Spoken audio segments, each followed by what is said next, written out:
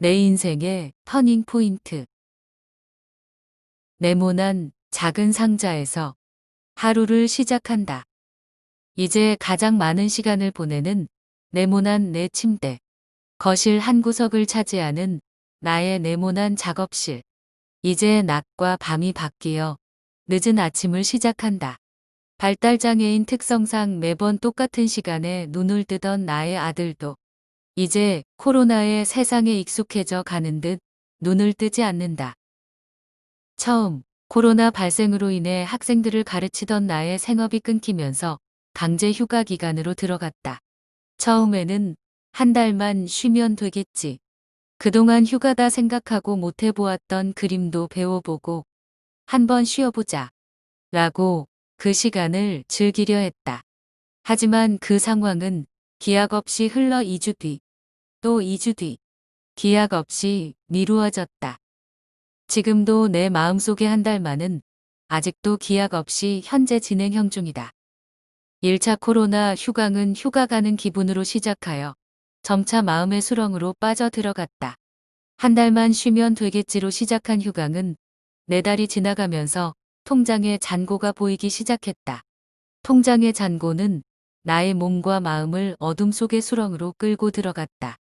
해는 뜨고 하루가 시작되었지만 작은 네모 상자의 생활 속에서 내가 할 수 있는 것들이 별로 없었다. 물론 해야 할 일은 많았다. 그동안 미뤄놓았던 책 읽기와 수업 준비, 못 놀았던 지환이와 놀아주기, 디지털 세상 알아보기 등등. 그러나 그것은 해야 할 숙제 같은 것이었고 그 숙제는 나의 머릿속에서만 빙빙 돌았지. 나의 몸은 하루 그냥 그렇게 어제와 똑같은 오늘을 보내고 있었다. 그리고 5개월이 지나고 학생들을 만났다. 다시 나의 일상이 시작되었다. 5개월 만에 만난 나의 학생들은 그 사이 훨씬 더 어른스러워졌고 수업의 빈 구멍은 여실히 느껴졌다. 내 마음은 급해졌다. 다시 온 정성을 다해 나의 학생들과 만났다. 그리고 나의 삶의 활기를 되찾아갔다. 일찍 시작된 나의 하루는 더 아낌없이 살기 위해 운동 시간도 넣고 활기찬 에너지로 하루 25시간을 지냈다. 그 시간들은 마치 숨을 참고 있던 고래가 수면에 오르면서 숨을 내쉬는 듯이 답답한 일상 속에서 초록의 공기를 만들어 주었다. 그러나 그 3달의 수업은 봄날에 휘날리게 떨어지는 벚꽃과 같은 찰나의 순간이었다. 3달 후 다시 코로나 확진자의 수가 증가하면서 학교가 모든 수업을 비대면 수업으로 바꾸면서 다시 2차 코로나 휴강에 들어갔다. 그러나 이번 2차 코로나 휴강은 처음과 다른 마음 자세로 시작되었다. 그동안 못했던 것들을 재정비하는 시간으로 가져보자. 또한 시대의 흐름에 맞추어 디지털 세상을 알아보자라고 마음먹었다.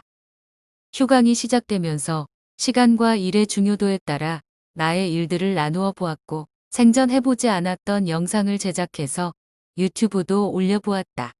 그리고 역사 수업도 다시 한번 점검해서 교재도 보완해가는 시간을 가져보았다.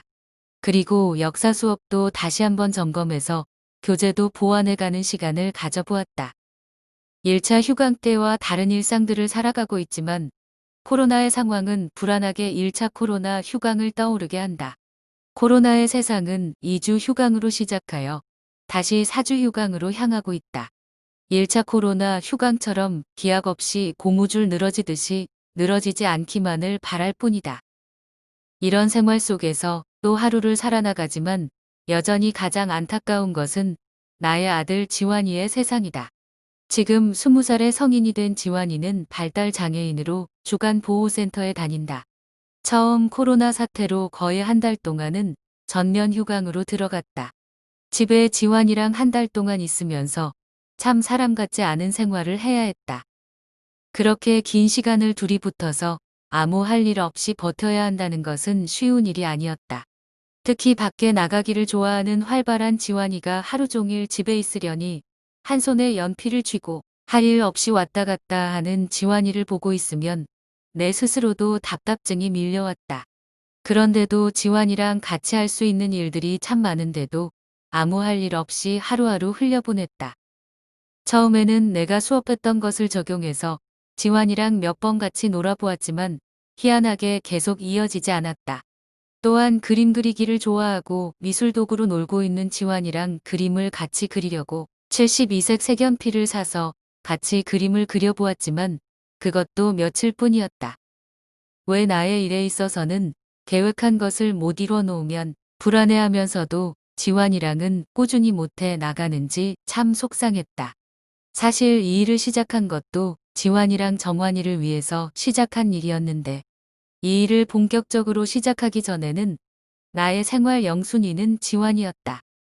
굳이 가족이 중요했었을 텐데도 지환이를 영순위로 뽑는 이유는 나의 모든 시간을 지환이와 함께 했기 때문일 것이다. 마음은 첫째 아들에게 가 있으면서 나의 몸은 늘 둘째 아들 지환이에게 가 있었다. 초등학교 저학년까지 학교를 같이 다니고 그러다 지환이 초등학교 3학년 때였나? 활동보조 시스템을 이용하면서 나의 시간이 생겼다. 그 시간에 나는 우리 큰아들을 위해 독서에 관련된 여러 강의를 들으러 다녔다. 그리고 바로 우리 아들들에게 교육을 적용시켰고 지환이네 반에서도 독서 시간을 마련해서 지환이 반 아이들과 유익한 시간들을 보냈다. 그리고 그런 시간들이 모여져 나의 일로 자리를 잡았다. 나의 일을 직업으로 삼으면서 지환이는 나의 일에서 밀려난 듯하다. 그렇지 않고서야 그렇게 많은 수업 준비를 하면서 지환이와 같이 할 수 있는 일인데도 같이 하지 않는 것을 보면 나는 엄마로서 유죄이다. 코로나는 이런 나의 주변 상황들을 정리해 주었다. 내 일상에 다시 지환이 자리가 만들어졌다. 지환이가 다니는 주간 보호는 벌써 몇 달 동안 긴급 돌봄 시스템으로 들어가면서 지환이는 이제 강제로라도 격주로 나의 옆에서 같이 생활을 해야 한다. 코로나가 다시 지환이와 나를 묶어 놓았다. 예전에 했던 소확행들을 다시 조금씩 바꾸어 소소하게 다시 즐기고 있다. 지환이와 나의 작은 소확행은 작은 카페 나들이였다. 나는 책을 들고 지환이는 핸드폰과 미술 도구를 들고 예쁜 카페에 갔다. 그리고 그 안에서 나는 책을 보고 지환이는 간식에 혹하고 핸드폰에 혹하고 그리기를 하면서 시간을 즐겼다. 이제는 할 수 없는 작은 소확행을 쪼개어 지환이에게 즐거움을 주고 있다. 늦게까지 자고 있는 지환이 뒤에 서브웨이에 가서 샌드위치 사올까? 나지막한 소리로 말하면 바로 일어난다. 좋은가 보다. 갑갑한 하루 속에서 좋겠지. 그리고 일부러 긴 코스를 잡아 산보하듯 같이 갔다 온다. 또한 영화관에 못 가는 상황을 위해서 홈콕 시네마를 만들어 본다. 팝콘을 준비하고 의자 2개를 나란히 앞에 놓고 그리고 약속한다. 이 영화 끝날 때까지 가만히 앉아서 영화 보기. 지환이는 이제 제법 앉아서 영화를 본다. 물론 중간에 2~3번은 돌아다니지만 그래도 나름 잘 보고 있다.